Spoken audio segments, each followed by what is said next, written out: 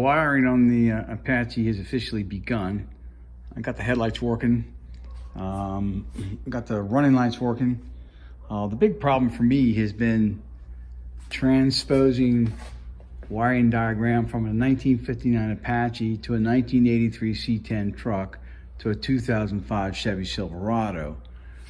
It's been fun. So right here, that's one fuse box that covers everything up front for the LM7 engine, the 5.3. So anything that goes wrong up in this firewall, up in this engine bay, it'll be right there. And then you'll see a newer, bigger wire, another power wire right here.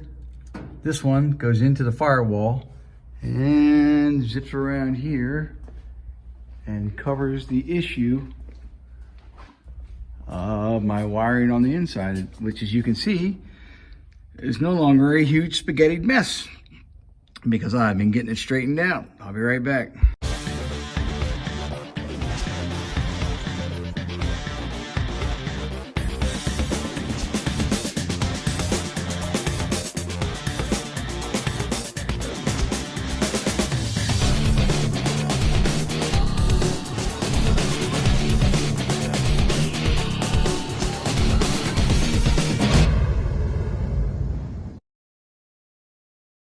So along with getting it straightened out and all that kind of good stuff, you see these two wires that I hooked there?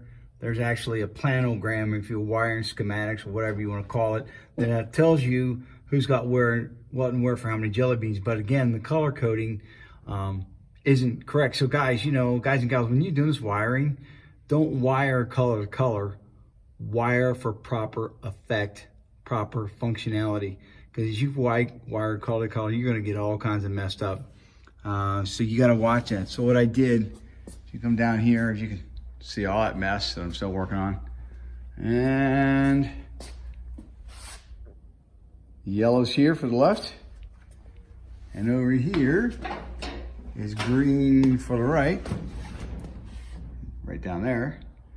So that when I get ready to run these, I'll run everything from right underneath here to left, to that side. Remove the green roll that I showed you earlier for the right side, which is right here. And if you look right down here, I'll put my finger underneath the tail light. You see that right there, guys? I drilled a hole through there and put this nice wire protector shield through there so I can run my wires from right to left. They probably ran them underneath the frame back in 1959. But, you know, I just didn't want to do that. I wanted it tucked up underneath there. As you can see, I ran it from here all the way across. So you see the wire, two wires hanging down about middle. And then on the left side, you'll see a white and a black wire.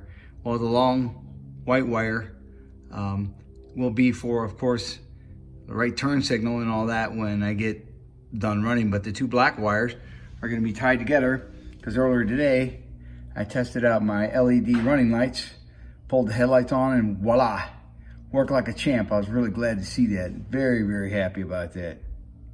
While wiring as we continue on, I've already run my rat tail, what I call a rat tail, this monster here, through the firewall right down there. And I made a nice rubber cover for it, which I've already showed you. So tomorrow, the PCM is going to get mounted probably right up here.